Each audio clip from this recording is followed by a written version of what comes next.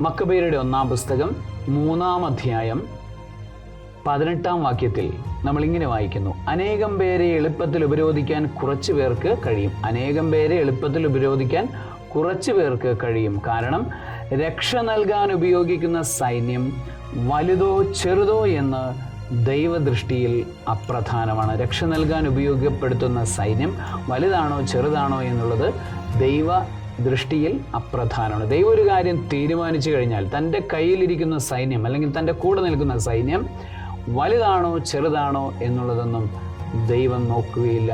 അവിടെ നിന്ന് വിജയം നൽകുക തന്നെ ചെയ്യും.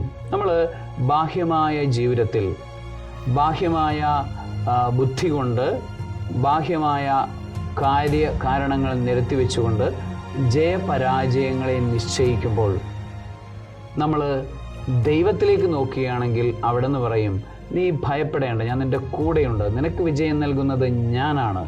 നിൻ്റെ ചുറ്റുപാടുമുള്ള എണ്ണത്തെ നോക്കേണ്ടതില്ല, നിൻ്റെ കൂടെ നിൽക്കുന്ന ആളുകളെ നോക്കേണ്ടതില്ല, നീ ധൈര്യത്തോടുകൂടെ മുന്നോട്ട് പോവുക എന്ന് ദൈവം നമ്മളോട് പറയും.